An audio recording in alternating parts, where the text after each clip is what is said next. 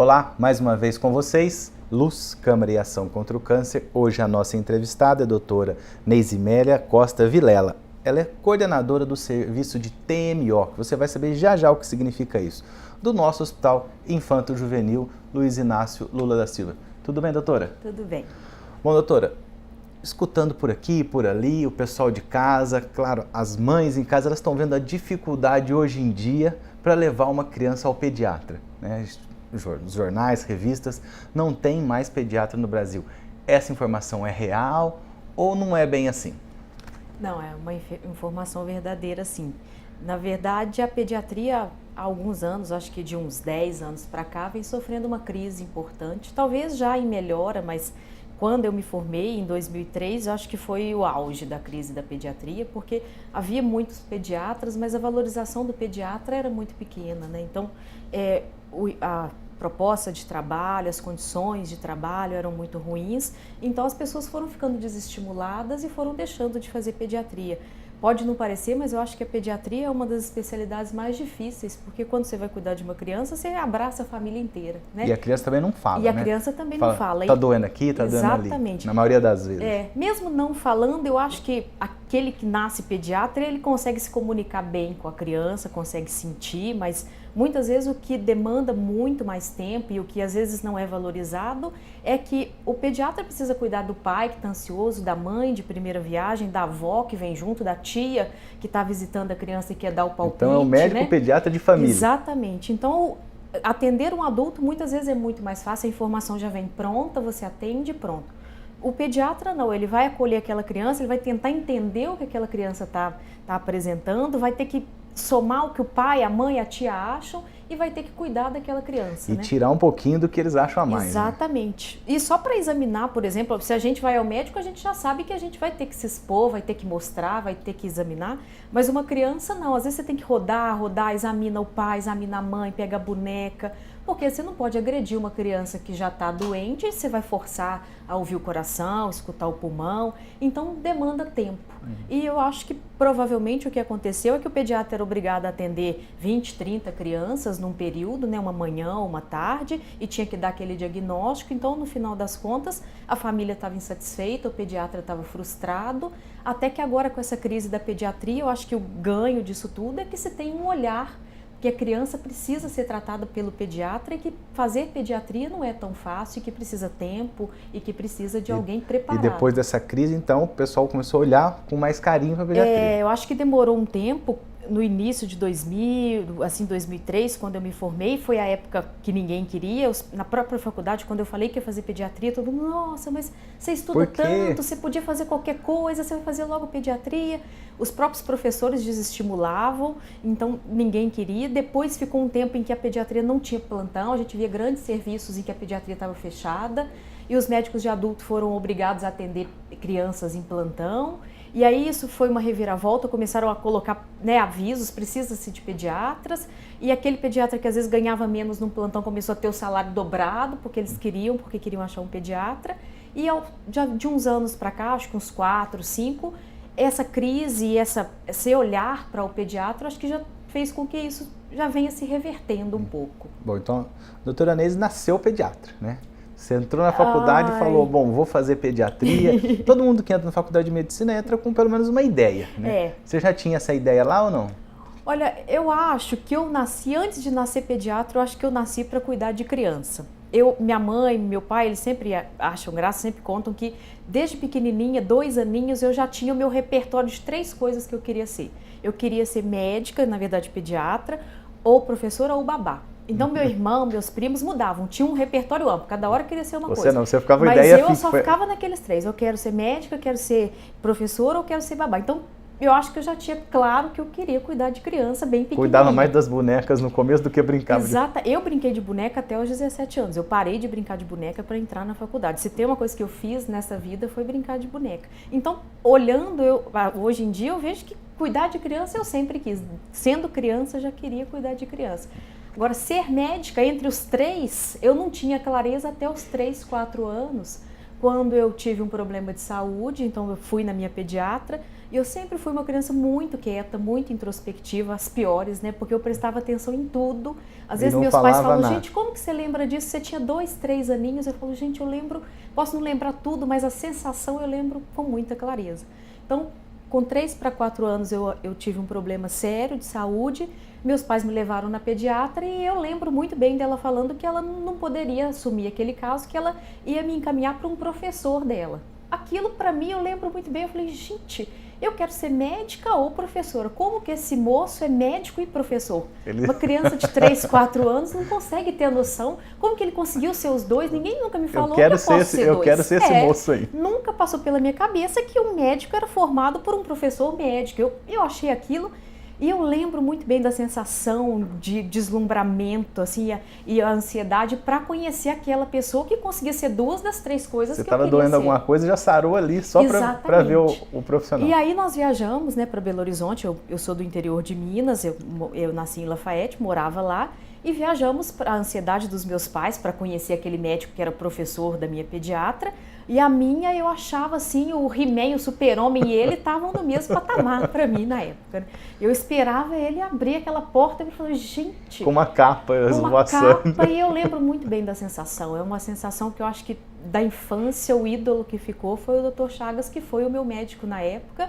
E para piorar tudo, e para eu ter certeza que era aquilo que eu queria, o consultório dele era em frente à Faculdade de Medicina. Então, inconscientemente até, eu acho... Minha mãe falava, olha, minha filha, enquanto a gente esperava a consulta, isso nas outras consultas também, a gente ficava do lado de fora e ela falava, você vai estudar ali. Exatamente, se você for médica mesmo, é ali que você vai estudar e o Dr. Chagas vai ser seu professor ali. E aquilo para mim parecia um mundo. Hoje eu volto lá e falo, gente, é tão menor, né, do que parecia que não acabava nunca. E eu tinha o maior prazer de ir até o Dr. Chagas para ficar olhando a faculdade e imaginando. Dali a alguns anos lá... E ele dando aula para você? Ele dando aula para mim. E não deu outra. Anos depois eu estava ali na mesma faculdade. Infelizmente ele não foi meu professor, ele se aposentou um pouco antes de eu entrar.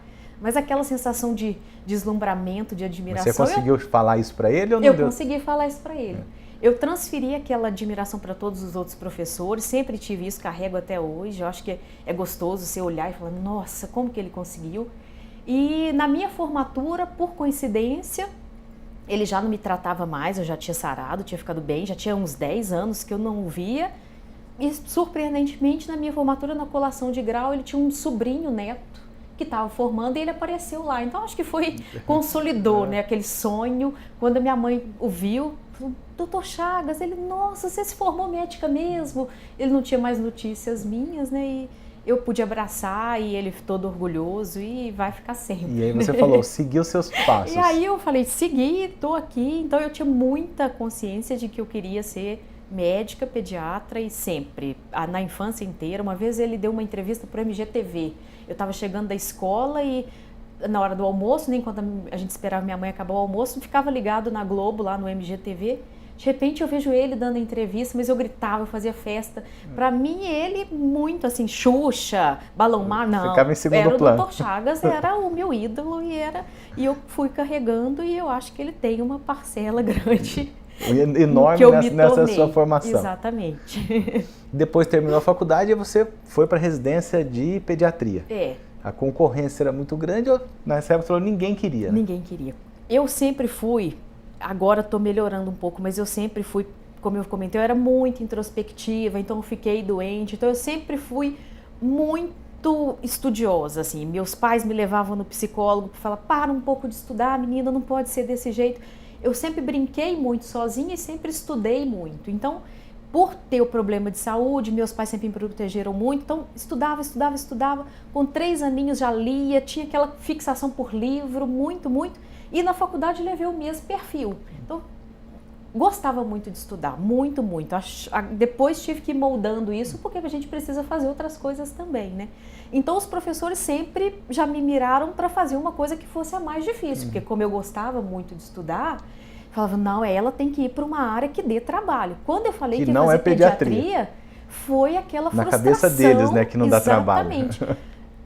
Meu irmão, que é anestesista, ele é 1 ano só atrás de mim, ele olhava aquilo e falava, mas gente, você sempre estudou tanto para fazer pediatria, ficar pesando menino, medindo menino.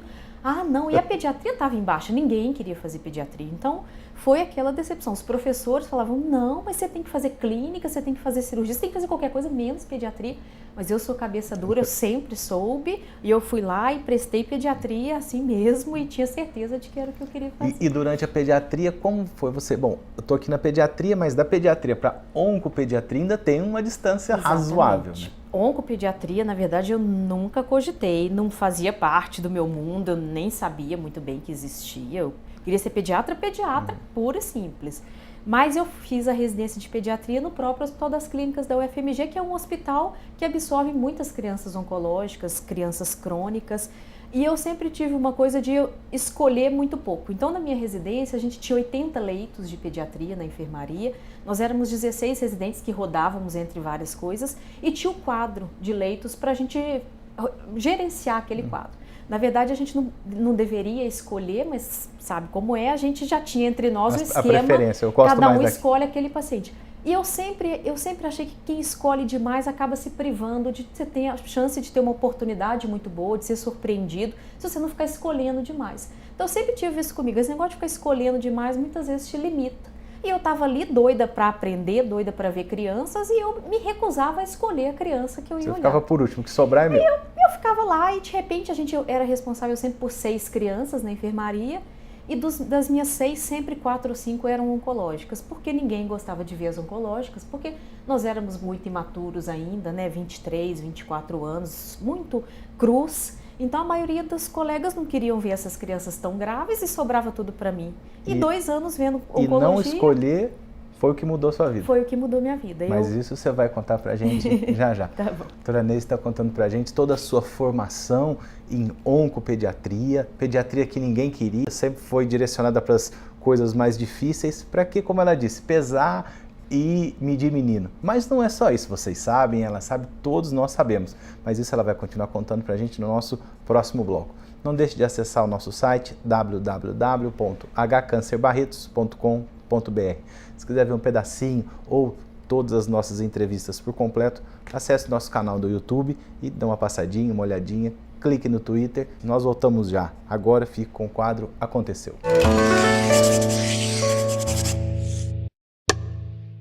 O Hospital de Câncer de Barretos inaugurou na sexta-feira, dia 29 de novembro, 2 serviços de grande relevância para a história da oncologia no Brasil.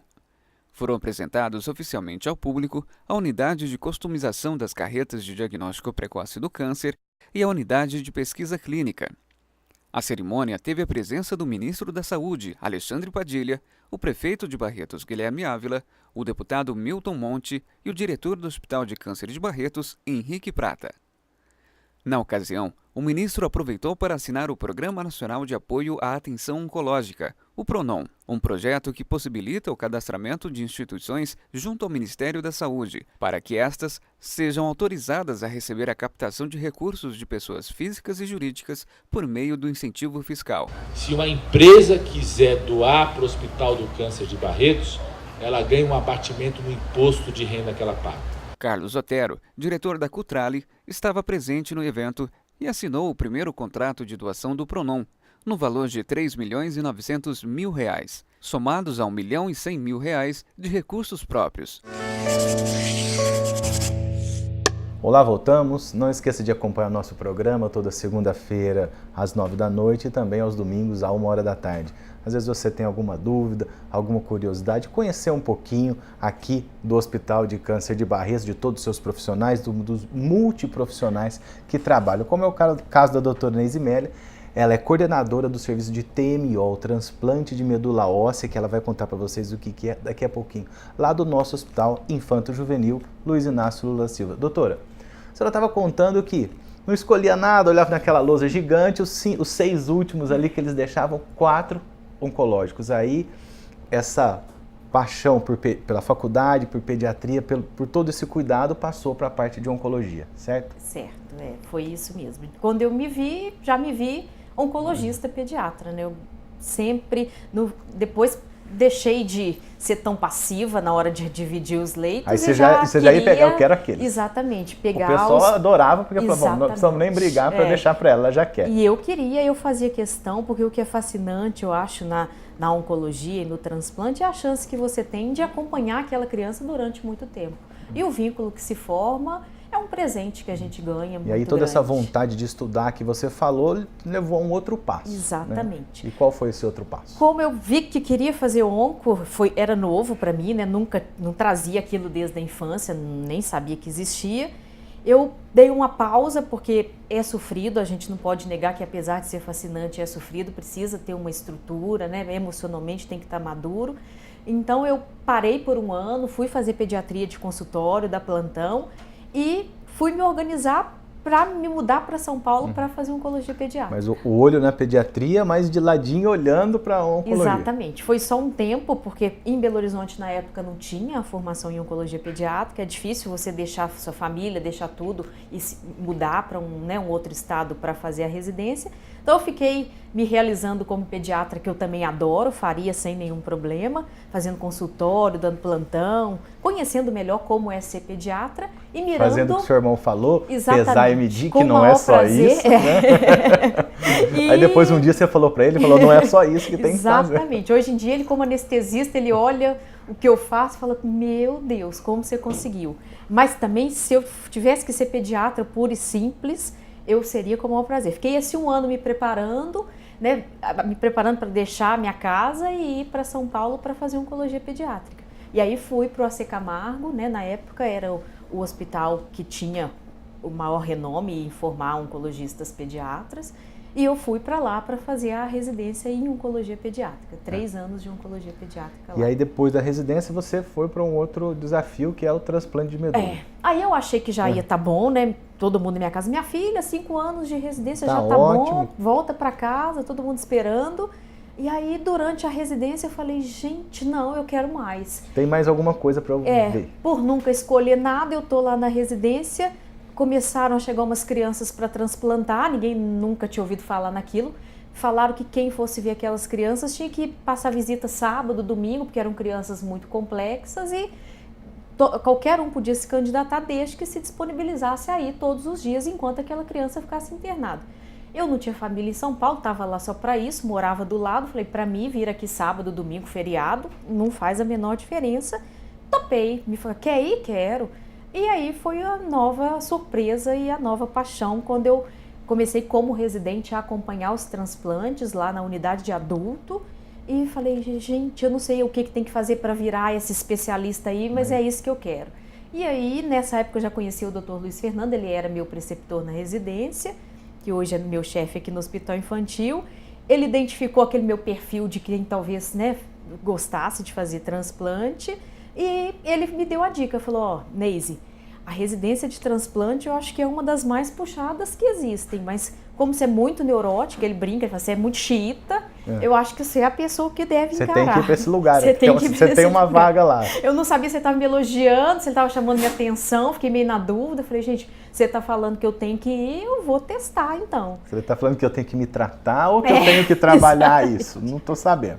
Então ele já me zoava por causa do meu sotaque mineiro, eu falei, gente, será que ele está fazendo? Está brincando ou está falando sério? E aí nós conversamos sério e ele falou, olha, eu sou muito bom em identificar perfis e eu acho que você tem o perfil para mexer com o transplante e vou te dar uma dica, lá no GRAAC tem a especialização, só tinha lá no GRAAC, não tinha em outro lugar, GRAAC ou Curitiba. E aí, como eu já estava em São Paulo mesmo, eu fui para o GRAAC e fiquei 2 anos lá e fiz a especialização em transplante lá. Então, agora a minha pergunta desde o começo, transplante de medula, tira um pedaço da gente, coloca, vamos, com certeza, eu tenho a mesma dúvida que eu tenho com certeza. Então agora a doutora vai explicar pra gente o que é esse tal de transplante. A gente escuta falar de transplante de coração, transplante de pulmão, transplante de medula. O que é o transplante?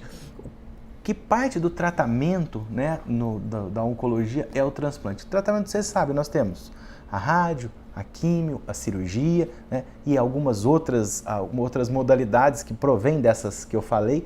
E o transplante, o que seria? Certo. Eu acho que a primeira coisa a gente falar o que é a medula, né? Às vezes a gente fala transplante de medula, tem muita gente que quer entender o que é o transplante de medula, mas a medula não é uma coisa que a gente consiga visualizar com muita facilidade. Muita gente tirar o pedaço de medula e colocar. É fácil, como você falou, a gente pensar num transplante de rim, de coração, eu abro, tiro de um, ponho em outro. Na novela, a menininha fez o transplante de fígado, é mais fácil entender. Mas a medula, às vezes a gente fala, cadê a medula, né? Então eu acho que a primeira coisa que a gente tem que saber é o que é a medula.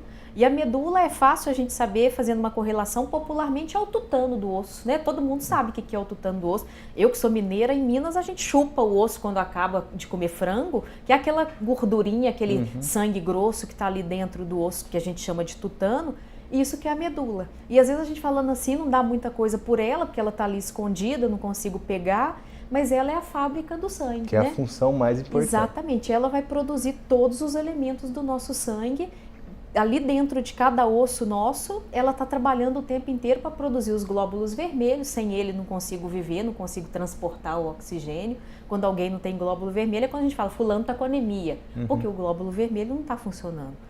Produz as plaquetas, quando alguém está com plaqueta baixa, a plaqueta não funciona, a pessoa sangra, fica cheia de mancha roxa. As mães que estão nos assistindo sabem bem, ai, tem mancha roxa, ai meu Deus, é leucemia, porque a plaqueta é produzida lá na medula. Então né? A medula, que é aquele sanguinho mais grosso que está dentro do nosso osso, é a fábrica do sangue. É a fábrica do sangue. Sem ela não dá para a gente viver, né? E por último, que é indispensável para a nossa vida, produz a nossa defesa do organismo, que são os glóbulos brancos. Se a gente não tem esses glóbulos funcionando, a gente fica refém dos vírus, bactérias, então precisa que esses glóbulos funcionem adequadamente. E o transplante, então, eu tiro um pedaço de osso meu e coloco um pedaço de osso em você? Na verdade é um pouco mais simples do que isso, então não tem que tirar pedaço de osso de ninguém. Apesar dela estar dentro do osso, ela é um tecido líquido, gelatinoso, é um sangue grosso. Então, quando alguém vai fazer um transplante, não precisa abrir, não precisa fazer cirurgia nenhuma. A gente simplesmente punciona o osso lá atrás, na nossa bacia, faz um furinho com uma agulha e puxa com uma seringa, aspira, e aquilo eu consigo, através dessas punções lá atrás no osso do quadril, com anestesia, tirar até, se precisar, 1 litro de medula, dependendo do quanto eu peso, eu posso tirar até 1 litro e pouquinho de medula. E isso daí para quem? Vamos supor, eu vou lá fazer essa doação, né? E tirou 1 litro de medula do meu corpo, isso não vai me fazer mal nenhum. Não faz mal nenhum. Claro que tudo depende do nosso tamanho, tem um limite que a gente pode tirar, né? Até 20 ml por quilo de quem está doando. Mas aquela pessoa que doa, ela não vai sentir dor, porque ela é sob anestesia geral, porque é chato, apesar de não ter corte, você ficar levando fincadinhas no osso durante 1, 2 horas, né? Não é muito agradável. É um incômodo. Então a gente anestesia, né, para que o doador fique confortável. Quando termina o procedimento, não vai ter nenhum ponto, nenhum corte, só mesmo um buraquinho na pele, um em cada lado. Incomoda um pouquinho, porque o osso foi furado, mas com uma analgesia, um remédio para dor de boca mesmo, fica bem.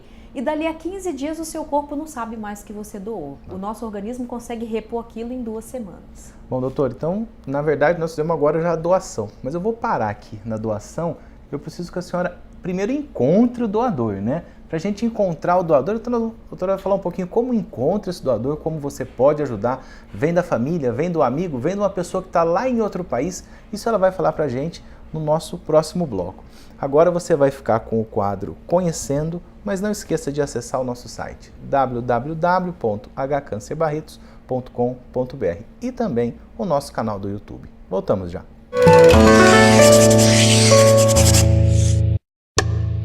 Nós estamos aqui hoje no Bazar do Hospital de Câncer de Barretos. Este que já existe há em torno de 15 anos, estava localizado antigamente dentro do Hospital de Câncer de Barretos e agora a gente tem um prédio próprio, né, no Departamento de Captação e Desenvolvimento. E é bom lembrar que muita gente ainda brinca pensando que é o Bazar da Xuxa, porque, na verdade, quando ele era dentro do Hospital de Câncer de Barretos, ele ficava localizado em frente do pavilhão da Xuxa.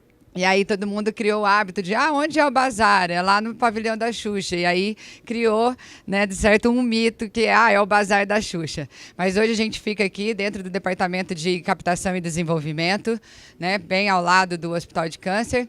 E a gente conta aqui totalmente com produtos doados. A gente, graças a Deus, a gente tem aí gente do Brasil inteiro que nos trazem doações entre roupas, calçados, utensílios domésticos, enfim. Nós temos diversos produtos e o bazar foi uma forma da gente aproveitar dessas doações para ser mais uma fonte de renda para a gente fazer aí nosso trabalho de excelência para os nossos pacientes. Hoje a gente também tem produtos personalizados como CD, DVD, vários produtos que a gente conta com a ajuda de artistas. O CD, todos os anos, os artistas nos dão uma música, então cada ano tem uma edição. Nós estamos aí na 13ª edição.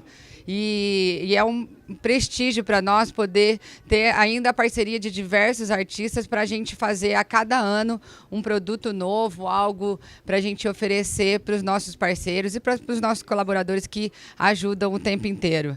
E para quem quiser colaborar aqui com o nosso bazar, às vezes a pessoa é um empresário, tem uma loja, tem um estabelecimento, não tem mais a grade, eu vou ter que dar um fim nessa mercadoria, é só doar para a gente aceita todo tipo de doação. Aqui a gente tem o privilégio de contar com produtos novos mesmo, que as pessoas nos doam, fecha uma loja, alguma coisa, e eles trazem para nós. Algumas pessoas também fazem, a gente tem alguns panos de prata, as pessoas que bordam, que têm alguma habilidade para artesanato também, confeccionam alguns produtos e nos mandam. E além, claro, dos nossos produtos. Então, para quem quiser colaborar, basta fazer aí o teu envio dos produtos. A gente tem aqui um setor próprio para estar arrecadando, para estar recebendo esses produtos. E aí a gente coloca aqui, para quem quiser fazer uma doação e levar um produto para as pessoas carentes aqui, a gente tem diversos alojamentos em torno do hospital e que contam muito com esses produtos num preço mais em conta, que é o que eles têm acesso e que eles têm a possibilidade de estar adquirindo. Então a gente conta com vocês. Para quem quiser saber mais informações, basta escrever para doações@hcancerbarretos.com.br ou ligar também no 33216612, que vai ter mais informações, saber como ajudar não só com produtos, ou também para vir aqui adquirir fazer sua doação e levar, quem sabe, uma roupa, um pano de prata, alguma coisa que te faça feliz e que vai agregar muito aí no seu dia a dia, sabendo que fez o bem para a nossa causa. Atualmente, aqui no Bazar, a gente conta com 2 funcionários, né? O Thiago, que é responsável pelo controle do recebimento de mercadoria, para ver quanto vale para colocar o preço. E também a gente tem o Beto aqui na recepção, que está sempre atendendo, sempre para dar todas as informações para quem quiser vir aqui e adquirir um produto. E o nosso horário de funcionamento é das 8 às 16 horas, de segunda a sexta. Infelizmente, a gente ainda não consegue abrir de sábado e domingo, mas a gente conta aí com a sua visita nesses horários, que vem aqui e nos prestigia adquirindo um dos produtos. Olá, voltamos. Luz, Câmara e Ação com vocês. Hoje a nossa entrevistada é a doutora Neise, ela é coordenadora da TMO, do Hospital Infanto Juvenil, aqui do Hospital de Câncer de Barretos. TMO que você já está quase sabendo o que é, falta só um pouquinho, mais 2 blocos, você vai ser quase um expert em transplante de medula, vai poder explicar, vai entender quando a gente aqui do hospital falar essa sigla, né, doutora? Exatamente. Bom, então a senhora falou um pouquinho como é a coleta, tudo mais, mas primeiro vamos falar como buscar esse doador e depois, na verdade, quem precisa, por que chega até esse ponto do transplante de medula. Primeiro vamos achar o doador, né? Eu estou lá na minha casa, lá em Barretos, e como eu sei que eu posso ajudar alguém? Exatamente. Isso é muito importante a gente comentar, porque às vezes a gente fantasia que é difícil e na verdade é muito fácil. Quando a gente vai fazer um transplante, o nosso primeiro escolhido é o irmão. A gente sabe que para quem recebe é melhor que seja de um doador irmão, porque são mais parecidos. Mas a chance de um irmão ser compatível é só 25%. Então, hoje em dia as famílias estão menores, a gente sabe que a maioria das crianças e mesmo os adultos que vão precisar de um transplante não vão ter um irmão compatível. E hoje em dia 70% das pessoas que precisam de um transplante vão precisar de um doador que não seja irmão, que não seja parente. Então é por isso que existe registros de doadores voluntários de medula óssea. E aqui no Brasil Eu acho que no momento um dos nossos maiores orgulhos é o nosso Registro Nacional de Doador de Medula Óssea, que a gente chama de REDOME, que é um registro que é gerenciado pelo INCA, que quando começou lá em 2000 tinha 12 mil doadores e hoje é o terceiro maior do mundo com mais de 3 milhões de doadores. Então, e uma grande parte é coletada aqui pelo hospital. Exatamente. Né? Barretos tem um papel importante nisso tudo, já cadastrou milhares e milhares de doadores e a população também tem um papel muito importante, está de parabéns. Se a gente pensar que nós somos o terceiro banco do mundo, estamos só atrás dos Estados Unidos e da Alemanha, saímos de 12 mil para mais de 3 milhões, isso é motivo de orgulho. E para doar é muito fácil. Às vezes a gente fica, mas eu vou ter que tirar um pedaço do osso, não sei o que. Não, nada disso. Para se cadastrar, a gente só precisa que você vá até um hemocentro. O nosso Hospital de Câncer de Barretos é um hemocentro vinculado ao REDOME. Cada estado tem os seus. Você vai até ao hemocentro mais próximo, doa 5, 10 ml do seu sangue, preenche um cadastro e os seus dados ficarão armazenados ali. Toda vez que alguém precisa de um transplante, aquela pessoa que precisa vai cruzar os dados com os dados de todos os doadores e se você for compatível com uma pessoa que precisa, será feito um contato para confirmar que você quer doar mesmo, que você está em boas condições de saúde. Você quer ajudar essa outra pessoa. Exatamente. Então o passo inicial tem entre 18 e 55 anos, não tem nenhum problema sério de saúde, procura o hemocentro, preenche a ficha e deixa lá 5 ml de sangue para ficar no banco. Isso você já sabe, aqui no Hospital de Câncer de Barretos nós temos o nosso hemocentro, né? É ali próximo do pavilhão da Ivete Sangalo, próximo da escadaria, só você dar um pulinho lá, além de fazer a doação de sangue que nós sempre precisamos, também você pode fazer a doação de medula óssea e entrar nesse banco de mais de 3 milhões, podendo ajudar qualquer pessoa no nosso Brasil todo ou no mundo todo, doutora?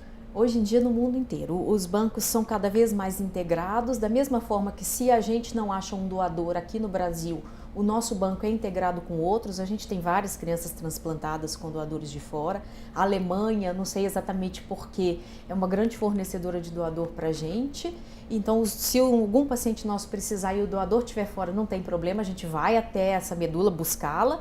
Da mesma forma que algum paciente fora do Brasil que precise e seja identificado um doador aqui, esse doador também coleta e a gente envia a medula para lá.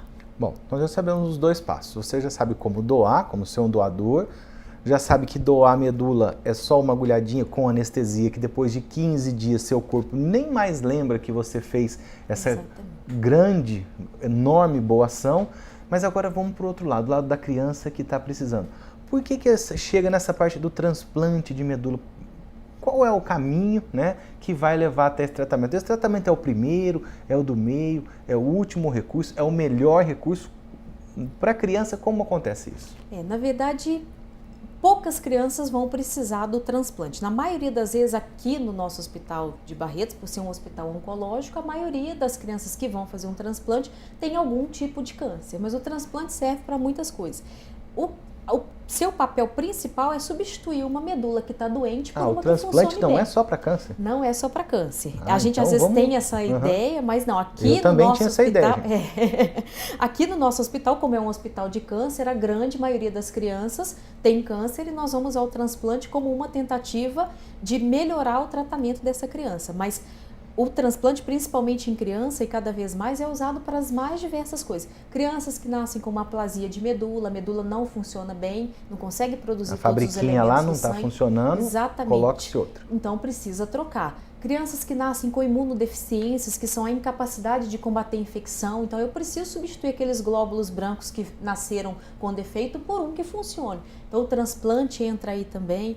Crianças que nascem com erros do metabolismo, que é um campo que está cada vez maior, podem fazer também o transplante de medula para corrigir aquele erro, que às vezes não tem nada a ver com o sangue, mas a medula consegue produzir aquela substância que está faltando.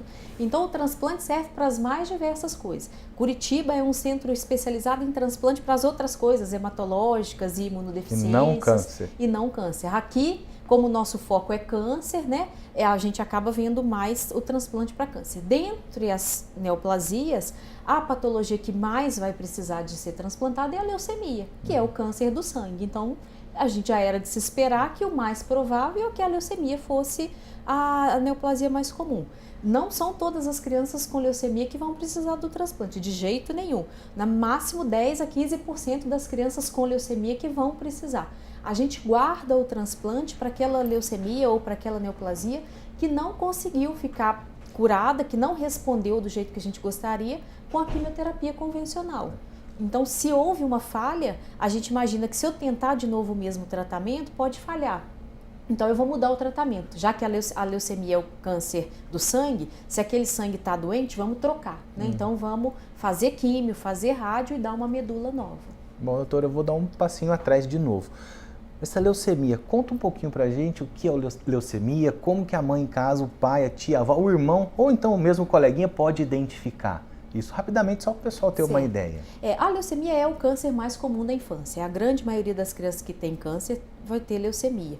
E graças a Deus, na infância tem um prognóstico muito bom. A evolução é muito boa. Uma chance de cura boa. Exatamente. A gente consegue curar quase 90% das crianças que têm leucemia, dependendo do risco. Desde que a mãe, o pai, o irmão olhe para a criança com todos os olhos possíveis. Mas precisa todo mundo saber para que chegue a tempo para a gente cuidar dessa criança. Então, se uma criança, no início do programa a gente falou que a medula produz todos os elementos do sangue. Se a leucemia é o câncer que surgiu na medula, que surgiu lá na fábrica do sangue, os sintomas são de algum defeito lá na fábrica.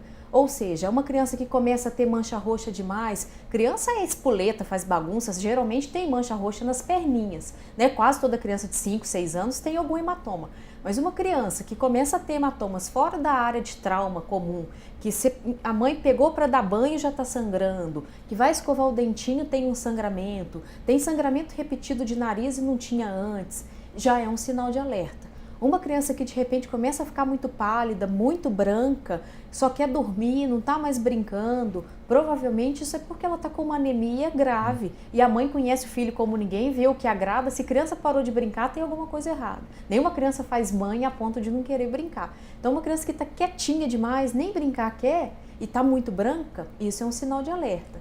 Outra coisa é uma criança que começa a pegar uma infecção atrás da outra. Um dia está com uma amidalite, no outro dia uma pneumonia, no outro dia uma infecção em outro lugar, é uma gastroenterite. Isso também é um sinal de alerta. É claro que a gente fala assim, e na maioria das vezes não vai ser uma leucemia. Várias doenças podem cursar com esses sintomas que a gente está falando, e na maioria das vezes vai ser uma coisa muito mais simples. Mas é melhor que a gente pense e vá investigar e depois fale não é nada, do que a gente vá deixando e depois não faça o diagnóstico da forma tão precoce como a gente gostaria, né? Bom, a doutora deu algumas dicas para vocês, tá? Vocês, roxo, onde não está acostumado, não levou nenhuma batida nas costas, no braço, é um sinal de alerta. Todos esses sinais de alerta que ela falou, vocês têm que ficar com o olho bem atento. Mas não quer dizer que você vai chegar agora no seu filho com um roxo na perna e ele tem leucemia. Por favor, não foi isso que a doutora falou. Então, qualquer dúvida tem que levar no pediatra. Exatamente. Né? Leva seu filho no pediatra, aí sim, ele está lá, um especialista, ele vai conseguir, junto com a mãe, com o pai, com toda a família, dar um olhar mais clínico para isso e, claro, pedir algum exame, algum diagnóstico com mais certeza para você. Né? Nós estamos conversando com a doutora Neise, ela está contando para vocês do TMO, puxei um pouquinho para você descobrir o que é a leucemia, como evitar, procurar um pediatra quando necessário, e no próximo bloco ela vai falar um pouquinho mais para vocês do transplante de medula e tudo que está em torno dessa grande arma, né, na luta contra o câncer. Como ela falou para vocês, 90% das leucemias são curadas quando a gente consegue diagnosticar o mais rápido possível. E agora você também já sabe disso. Você vai ficar agora com o quadro Uma Dose de Saúde e voltamos já.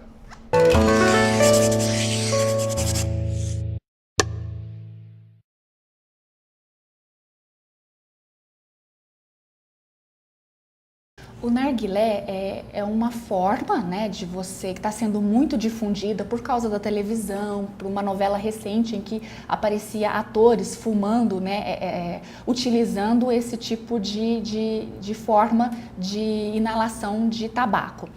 O narguilé, ele é composto por um vidro, né? Ele tem um vidro com água onde é colocado, né, o pó, o composto que se faz a inalação, né? E ele é compartilhado em grupo pelos adolescentes, pelas pessoas que estão usando esse dispositivo.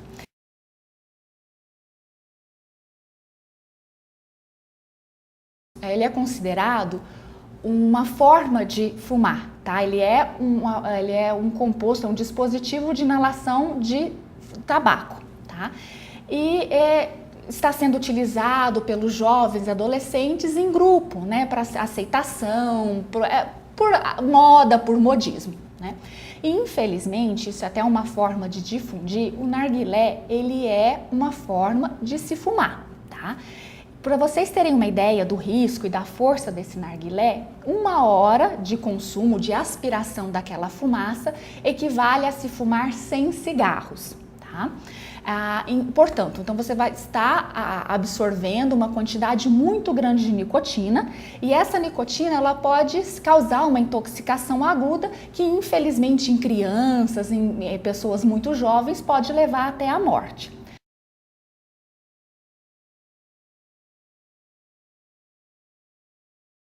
Outro ponto importante é que o narguilé ele produz 4 a 5 vezes mais um gás tóxico, que também é liberado no cigarro, que é o monóxido de carbono. Esse monóxido de carbono é uma forma de intoxicação, né? Ela acaba competindo com o oxigênio, levando também a se passar mal utilizando o narguilé. Tá? E em estudos observou que o narguilé ele pode ser 400 até 450 vezes mais perigoso do que um cigarro. Por isso é muito importante evitar esse tipo de consumo.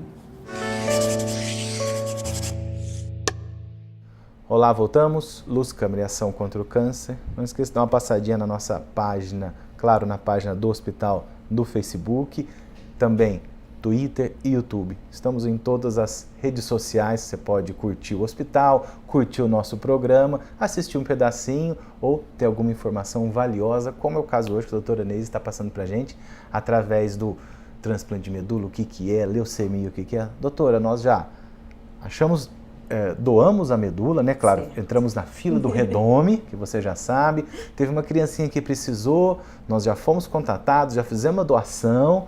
E essa criança agora, claro, nosso telespectador já sabe o que é leucemia, como diagnosticar precocemente, e agora essa criança está lá necessitando a colocação, né, ou transplante, desculpa, certo, dessa medula. A senhora falou que é uma bolsinha de sangue, então eu vou passar essa bolsa de sangue.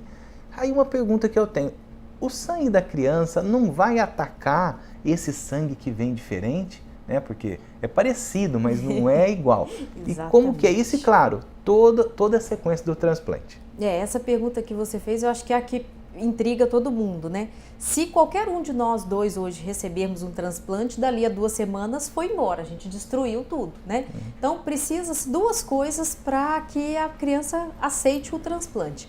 A primeira coisa é que a gente destrua a medula dela para ela não brigar com a que ela vai receber. Aquela medula que já não está funcionando mais. Exatamente. Então, o primeiro passo do transplante é fazer altas doses de quimioterapia, muitas vezes em conjunto com radioterapia. Então, uma criança a criança precisa do transplante. O que é o primeiro passo? Vamos internar essa criança numa unidade especial, que é a unidade de transplante de medula, e vamos destruir de vez a medula daquela criança.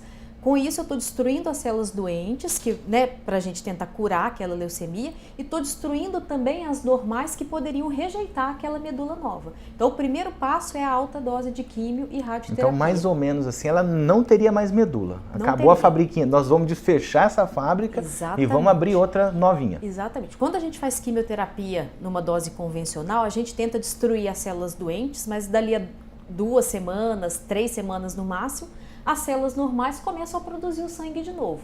No caso do transplante, não, a quimioterapia é numa dose tão alta que eu vou deixar a medula pelada, como a gente diz. Não vai ter mais nada. Isso é preciso para que a medula nova consiga achar o seu lugar e desempenhar o seu papel.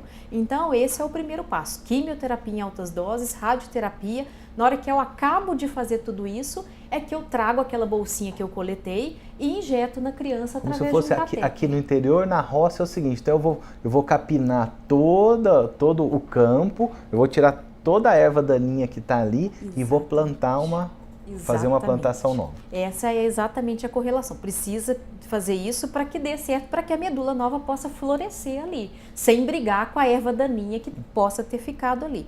Então, a criança fica, em média, antes de receber o transplante, 1 semana a 10 dias recebendo quimioterapia e rádio, que é o que a gente chama regime preparatório para o transplante, ou condicionamento para o transplante, que é esse momento em que a gente vai destruir a medula que ela tinha, que não estava funcionando bem, ou mesmo que ela não tenha uma leucemia, a medula dela funcione bem, mas eu preciso fazer altas doses de quimioterapia para tratar um outro tumor.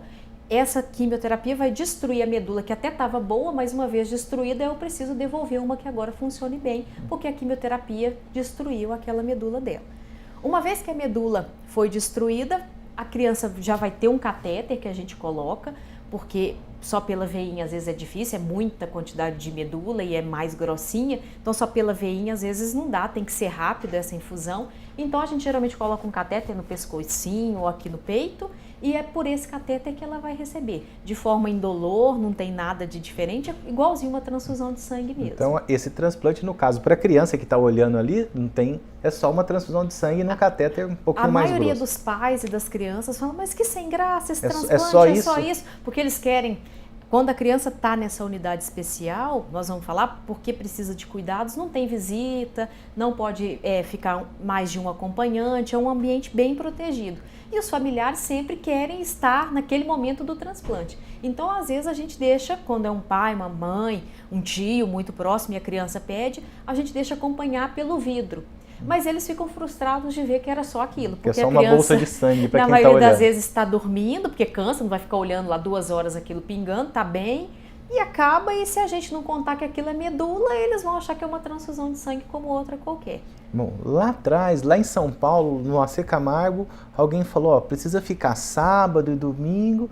Aí você falou, bom, eu quero, porque eu preciso ficar sábado e domingo, eu moro aqui do lado, por enquanto meus familiares estão lá em Minas, mas precisa de tudo isso mesmo? Sábado, domingo, vidro? O que é isso? Conta pra gente, qual que é essa história? Pareceu fácil, né, até agora, essa primeira fase de químio, não tem segredo, nem rádio. O dia do transplante também não tem segredo, nem tem graça nenhuma. Mas se a gente pensar que a criança perdeu a medula que ela tinha e que a gente infundiu hoje uma medula nova, a natureza é muito sábia, né? Então, quando a gente infunde a medula de uma outra pessoa, ou mesmo a medula da própria criança que a gente está devolvendo, o nosso organismo não aceita qualquer coisa de cara. Então, aquela medula vai circular na corrente sanguínea daquela criança por 3, 4 semanas. E só depois que ela vai encontrar o lugar dela e voltar a produzir o sangue. Ela está se encontrando lá dentro. Exatamente. Então, nesse período de 3 a 4 semanas que a medula velha foi embora, nós já destruímos com a quimioterapia e a rádio. Não tem mais nada. A medula nova está lá procurando o lugar dela para voltar ainda não começou a trabalhar. Não começou a trabalhar, está rodando e o organismo de quem recebe, a medula de quem doa estão ali se conhecendo. Então está todo mundo sem defesa. É como se a polícia tivesse parado. Exatamente. Então é nesse período que é o período crítico que nós precisamos ver sábado, domingo, feriado, com aquele mesmo olhar cuidadoso, que a gente precisa manter a criança num ambiente que o ar é filtrado, que a água é pura, que a dieta é cozida, que só pode entrar quem pertence ao transplante, que a visita é proibida, 1000 cuidados, porque a criança tem 0 de defesa, então um espirro perto dela, ela pode pegar uma infecção. Então esse ar precisa ser filtrado o tempo inteiro para que ela respire o ar mais puro possível, para não pegar infecção fúngica. Ela não pode sair dali para passear no hospital, que é por si só contaminado.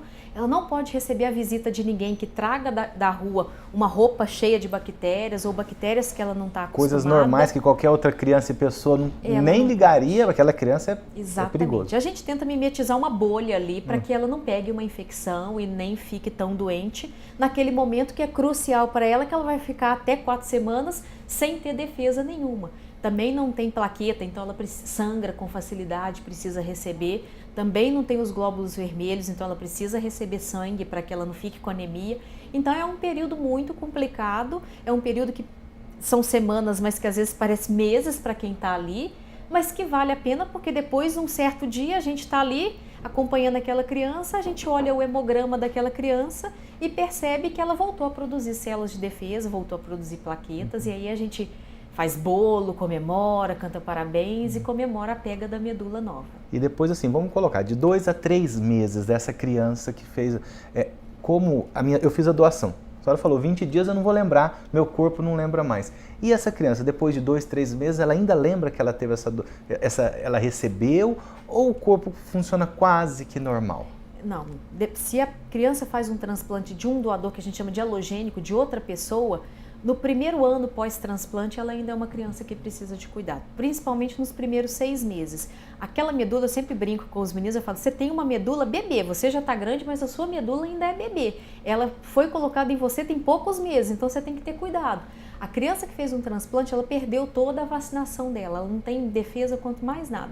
Então, só a partir de 6 meses é que a gente vai revacinar, então que pode voltar um pouco mais para a vida normal. E aquele enxerto que a gente chama, que é aquela medula, ainda é muito frágil. Então, elas mesmo 3, 4 meses depois, o risco de infecção ainda existe. Para que a medula nova não brigue com a criança, a gente precisa dar remédios para que eles convivam em paz, porque senão a medula vem com muita sede ao pote e ataca aquela criança que recebeu, que é o que a gente ouve falar, que é a doença do enxerto contra o hospedeiro. Então a criança precisa tomar um remédio para aquela medula ficar meio boba. Só que ela fica trabalhar boba só também. Faz o favor da criança. Então ela fica boba para os vírus, para as bactérias. Então uma criança que faz um transplante halogênico, que a gente chama, que é de uma outra pessoa, ela vai precisar de cuidados ainda até 1 ano pós-transplante. E depois disso ela volta normal. Para a vida dela normal. Bom, doutora, a Neise contou para vocês um pouquinho da medula, transplante de medula, do TMO. Você descobriu que transplante não é tirar um pedacinho, aprendeu de leucemia, já está quase sabendo tudo de pediatria, de oncopediatria, de transplante. Já descobriu um pouquinho a respeito de leucemia também. Doutora, para finalizar, um recado para o nosso telespectador, olhar um pouquinho mais a criança, um pouquinho mais de atenção, porque nós tivemos agora há pouco tempo a caminhada Passos que Salvam, que foi direcionada 100% para as crianças. Então, mais uma olhadinha, o que a mãe deve observar, né, nesse mundo especial que é o mundo das crianças? Eu acho que mãe conhece criança como ninguém, a gente que convive só com criança, eu acho que toda mãe tem por si só aquela visão da criança que pode ser o melhor médico do mundo, que quem conhece mesmo a criança é a mãe. Ela conhece os trejeitos, conhece se está bem, se não está. Então acho que a dica que a gente dá é fazer aquele balanço, né? Quem está em casa conhece bem seu filho, então notou que tem alguma coisa de diferente, não está segura, acho que não precisa ficar sofrendo de forma desnecessária, porque a criança precisa viver a vida dela saudável, bem, para não ficar também uma coisa muito neurótica, mas notou alguma coisa de diferente, não deixa para depois. Procure a gente, procure o pediatra mais próximo, para que a gente sempre oriente e fique de olho nessa criança, para que ela possa viver a vida dela tranquilamente. E em nome de todas, claro, todas as crianças que são meus pacientes e que aguardam um transplante, o que eu queria falar para todo mundo é: seja um doador de medula óssea, né? É um ato de uma solidariedade imensa e é um ato, acho que acima de tudo, de amor ao próximo, e uma criança que está na fila esperando vai agradecer para o resto da vida. Bom, muito obrigado, doutor. O doutor já deu a dica para vocês. Procure o nosso hemonúcleo, você vai até lá, faça a sua doação de sangue, doação de medula, é rápido, fácil e, mais importante, indolor. E claro, daqui 1, 2, 3 meses, nós não sabemos, você vai ajudar a salvar uma vida também, né? Não são só os médicos, enfermeiros e todos os profissionais de um hospital que salvam vidas. Você também pode salvar uma vida. Então, doe sangue, doe medula óssea, as crianças agradecem. Você vai ficar agora com o quadro Trocando Ciência em Miúdos e voltamos em breve. Obrigado.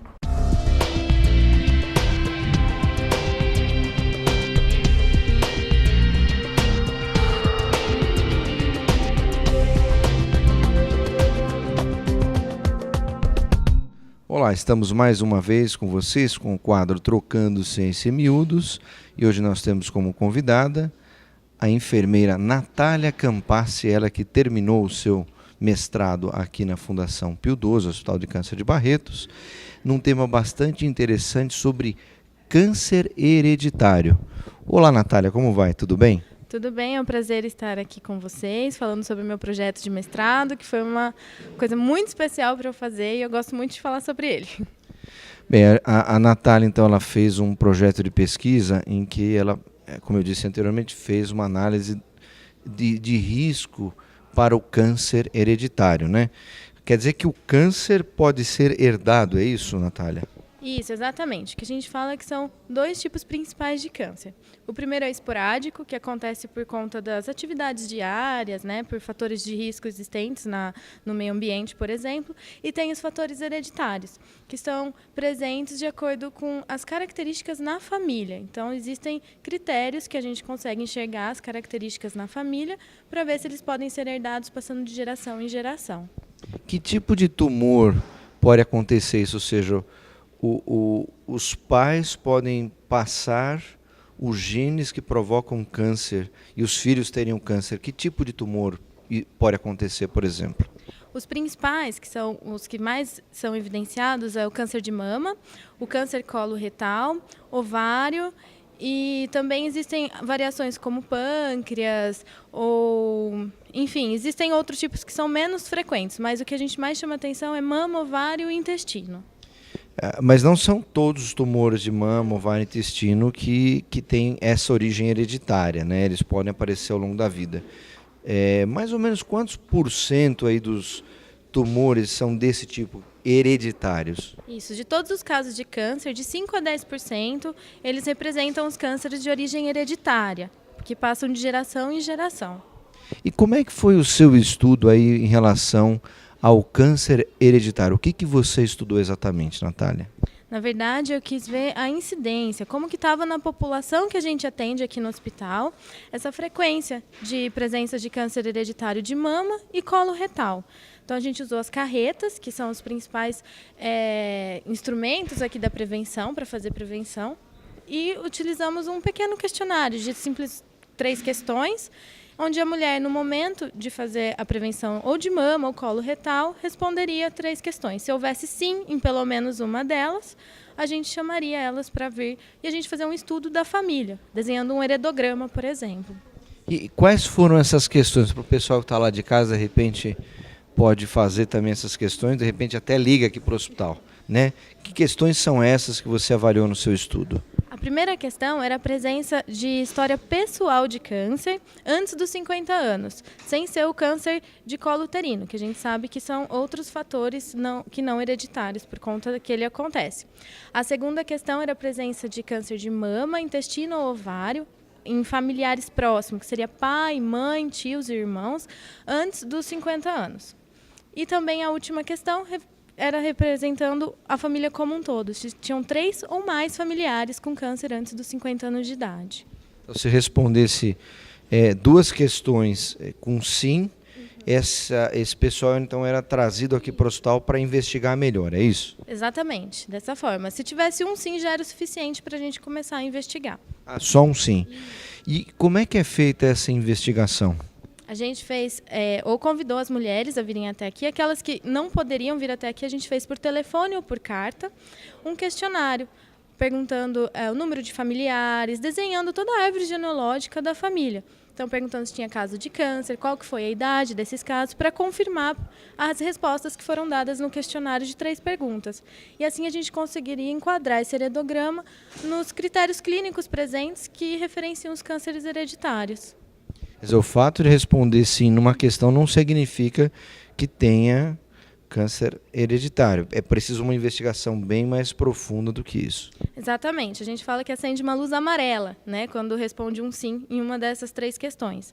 Aí depois que a gente olha direitinho toda a história familiar, porque senão a gente se assusta, fala, eu tive um caso de câncer de mama antes dos 50 anos na família.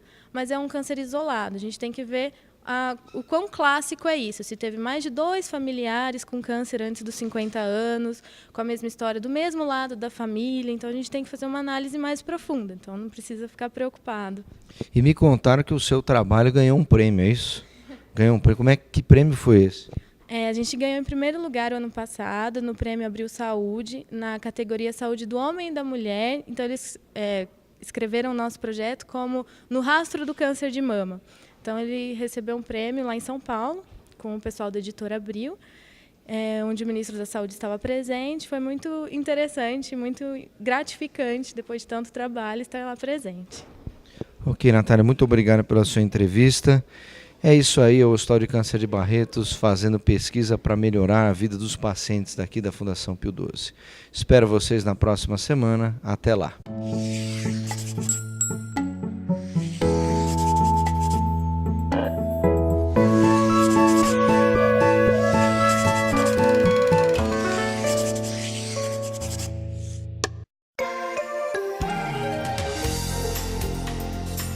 Música